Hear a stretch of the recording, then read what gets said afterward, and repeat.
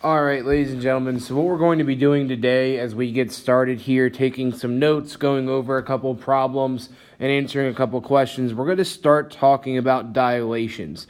So you should have just watched a video introducing dilations, and as we know, dilations is making something or making an image or a figure either bigger or smaller. As we go through this video and as we go over your guided worksheet, I want you to make sure that you are following along, writing down the things that I'm writing down, and making sure that you are taking all the notes properly. With that being said, we are going to go over some of these things, some things you've heard before, and some things are going to be new. So like I said, make sure you are following along.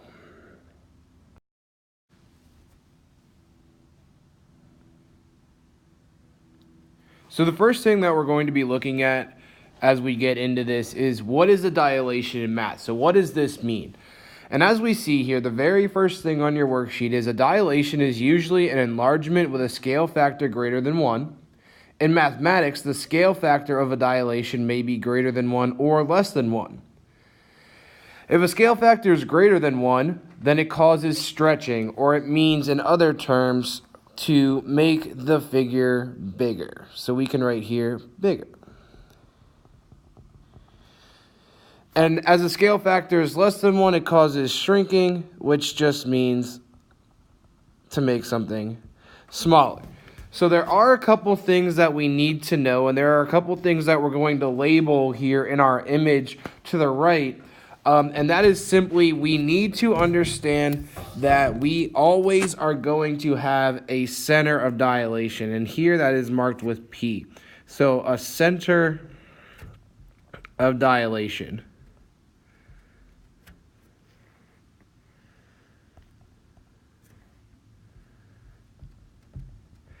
So in what we're going to be doing and what we're going to be working on, our center of dilation is always going to be the origin, and we should all know that the origin is at point 0, 0, or the middle of our graph.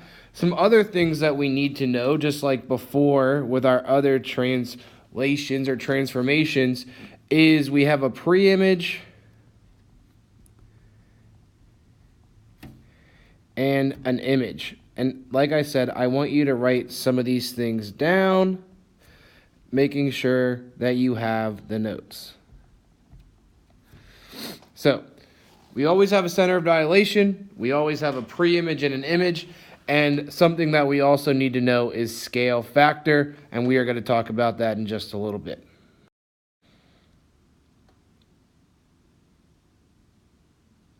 So once again, before we get into part A of our worksheet and before we start solving problems or writing down notes, there are a couple things that we need to know. Once again, I already said that in math, the word dilation means to enlarge or reduce a figure. So simply just making something bigger or smaller. We need to understand that we have this word scale factor. And if the scale factor is less than 1, then the image gets smaller or the figure gets smaller. And if the scale factor is greater than 1, then your figure gets bigger. And what we need to understand and what we're going to start seeing eventually is that this scale factor is going to be noted by the letter K. And what you're going to see in some problems that we get into is K equals 3, or we could say K equals 1/2. Knowing that K equals scale factor or just mean scale factor is going to be very important in what we are going to be doing today.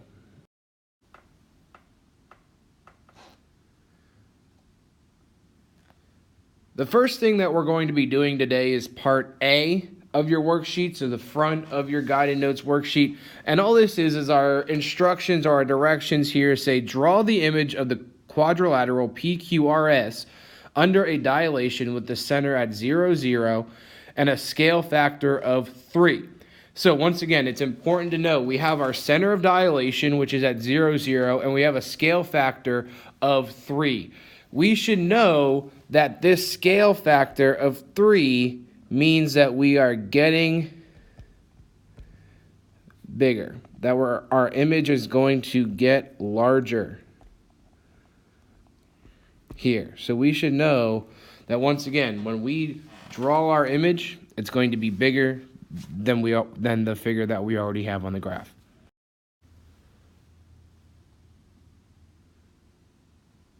So the first thing that we need to do in order to actually answer this question is figure out, well, what points on the graph are P, Q, R, and S. And that's the first thing that we need to figure out. So what we're going to do here is we're actually going to find these points here on our graph. So simply we need to find point P. And point P, if we look at our graph, is at point 2, 4. Point Q is at 2, 2.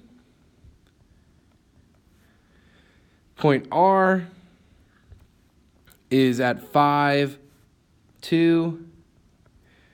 And point S is at 4, 4. So like I said before, we know that with a scale factor of 3, we're making this figure larger.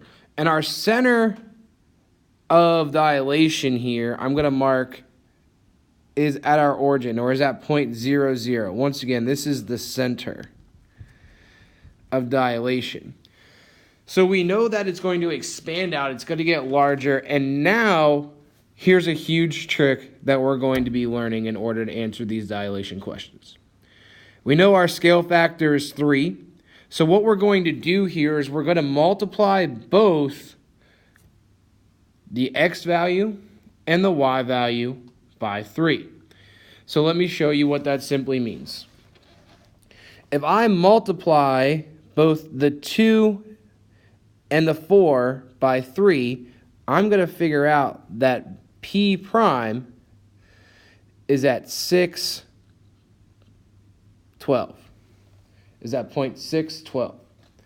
And if I do the same thing for Q prime, if I multiply the 2 by 3 and the other 2 by 3, Q prime is going to be at point 6, 6.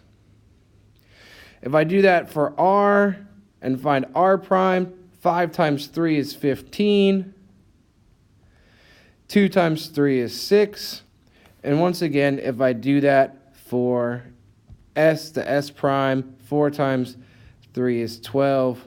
And once again, 4 times 3 is 12. Now, these are the new points we are going to be finding on our graph here. So if I did this, point P prime, go over 6, up 12, would be right here, and I'm going to label that P prime. Q prime, go over 6, go up 6, would be right here, and I'm going to label that Q prime. Point R prime is at 15, so 15 is a little bit off the graph, so it's at the very end, and up 6, label that R prime. And finally, we have S prime, which is at 12, 12, which is up here, and we've found our points. Now, if you have a ruler or you just draw the lines together as neat as possible, we can see here that our figure, in fact, did get larger and that it expanded on the graph. So what we're going to do now is we're going to answer a couple questions just so that we understand what was going on here.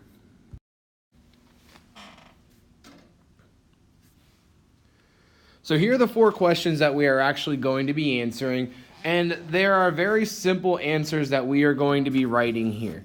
All right, so the first question says, how does the side lengths of the quadrilateral P prime, Q prime, R prime, S prime compare to those of quadrilateral PQRS? Well, once again, we know that our scale factor was 3, and if you count the side lengths, our original image or our pre-image only had the side lengths from P to Q of 2 units. And now if we count the side length for P prime to Q prime, we know that it's 6.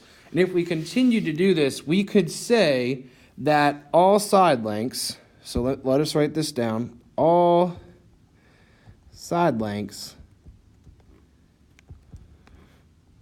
are 3 times longer.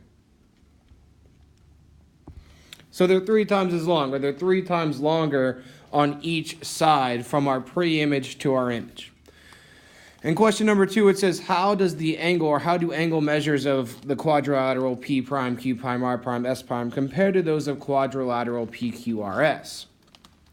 Here, we didn't change the angle measure of anything, and we didn't change how the side lengths are from the pre-image to the image as far as what direction they are, how they match up or how they pair up here. So once again, if our angle measures didn't change from our pre-image to the image, I can just say that all angle measures stayed the same.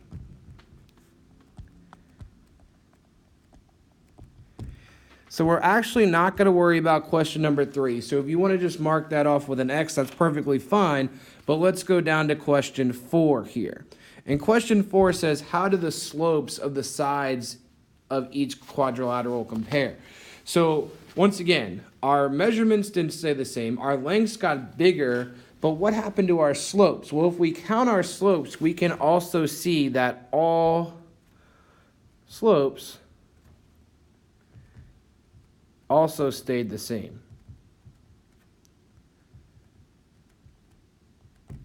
So what we notice here is that the only thing that truly happened from our pre-image to now our image under a scale factor of 3 was that our image got bigger by 3, or the lengths got 3 times longer. So the image itself is 3 times greater than our previous image or our pre-image on the graph.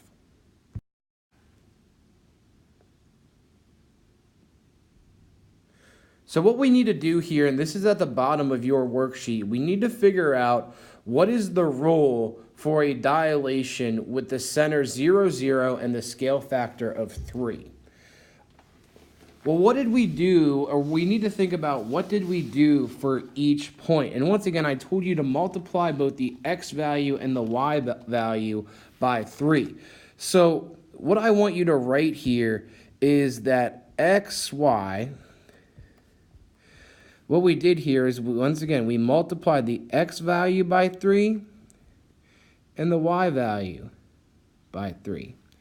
So once again, we just took each pair of points and we multiplied the x value by 3, the y value by 3 to get our prime coordinate pairs.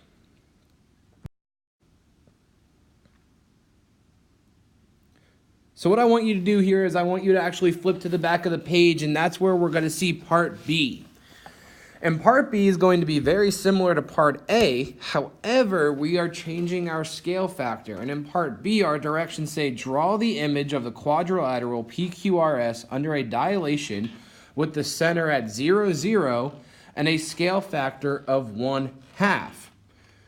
So what does it mean if we have a scale factor of 1/2? Well, this is an important note to make, and we want to say that we're going to be getting smaller. I want to make sure that you know that. I want to make sure that we write that down, because what we're going to notice is that our new pre-image or our new image is going to be smaller than our pre-image. And we need to make sure that we in fact do that here. So once again, we're going to have to first figure out what are the points of PQRS and what do we do when we have a scale factor of 1/2. So once again, on your paper, you have this image and you have this graph. So what we're going to do first is we're going to find our coordinate pairs, or our ordered pairs here of each of these points. So let's find what point P is. Well, if I go to the left 2, which is -2, and up 4, I know that I'm at point P. If I find point Q, I'm at -4, -4. Point R is at +4, so to the right 4 and then down 4. And S is at 0.62. So once again, we found our pre-image points. We found the points that are already on the graph of this image. And what we're going to notice is we're going to do the exact same thing that we did on the front of the page for the scale factor of 3, but now apply it to a scale factor of 1/2. So with that being said, you can either multiply by 1/2 or divide by 2. So if you have a fraction, okay, and I want to write this down, that multiplying by 1/2 is the same as dividing by 2. Okay, so when we have a fraction, you want to divide by the denominator or the bottom number here. This is going to be easier to put in your calculator. This is going to be easier for you to figure out. Once again, if we have a fraction, just divide by the denominator. So let's do that here so that we can figure this out. If I want to find my new image, I take both x values and y values, and I just divide them by 2. So what I'm going to have here is if I want to find my point for p prime, I take -2 and divide it by 2, and I get -1. I take 4 and divide it by 2, and I get 2. If I do that same thing for q and find q prime, I divide both of those values, and I'll get -2. For r prime, 4 divided by 2 is 2. -4 divided by 2 is -2. And last but not least, we have s to s prime. 6 divided by 2 is 3. 2 divided by 2 is 1. So now let's think, what do we need to do to these new points here? And what we need to do is we need to actually put them on the graph and connect them. So once again, we start with p prime. Well, p prime we said was at -1, +2. So we go to the left 1, up 2, and I label that p prime. Q prime is at -2, -2, so that is right here, and I label that Q prime. R prime is at +2, -2, so to the right first, then down. And finally, S prime is at 3, 1, and that's right there. And after I plot my points and I connect them here, you can see that we now have our new image. And once again, we know that it got smaller because it's inside our pre-image or the original shape.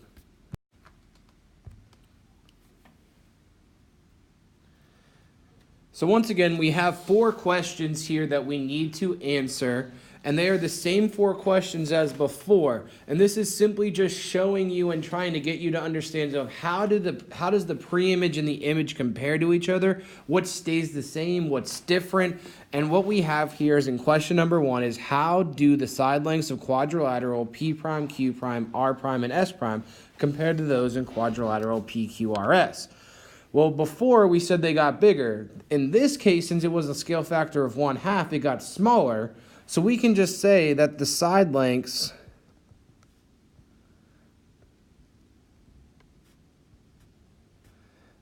are half as long.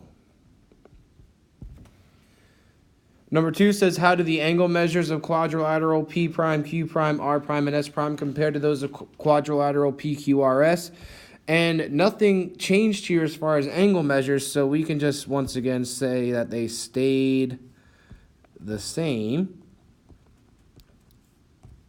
We're going to skip number 3 again, and we're going to go to question number 4, which once again is how does the slopes of the sides of each quadrilateral compare? And we can also say that these stayed the same. So once again, we notice that we now have an image that is smaller than the pre-image, and all that really changed was the side lengths. Angle measure stays the same, slopes stay the same. The only thing that changed is our image got smaller. And once again, that is because the scale factor was 1/2, which is less than 1. And we know that our rule says if the scale factor is less than 1, then the image is going to get smaller. So just like we did in the front here, ladies and gentlemen, we have to figure out a rule for dilation with a center of 0, 0, and a scale factor of 1/2. So what did we do? Once again, we said that multiplying by 1/2 is the same as dividing by 2. And when I said that we have a fraction here, which we know that 1/2 is the fraction, it's important to understand that we are just dividing, because fractions show division, by the denominator here. So what I want you to write here for our rule in this one is that xy moved to, or went through a transformation of x divided by 2 and y divided by 2. And once again, multiplying by 1/2 is the same as dividing by 2.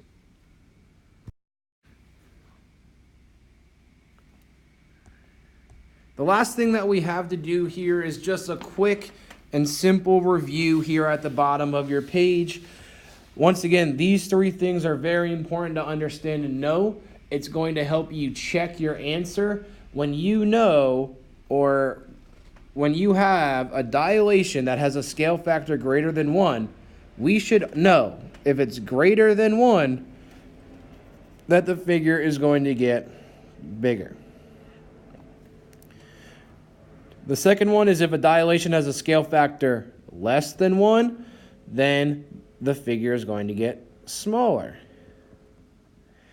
And finally, if the dilation has a scale factor that is 1, that is equal to 1, then the scale factor, or the image itself, is going to stay the same. The most important thing that we need to understand here, ladies and gentlemen, is the first 2. So knowing that if a dilation has a scale factor greater than 1, and knowing if a dilation has a scale factor less than 1, what is going to happen to that figure. Thank you for following along. Make sure that you are going to get the next page, which is some extra practice, and there's also a video on Google Classroom to go over the first couple questions on that. Thank you for listening. Have a great afternoon.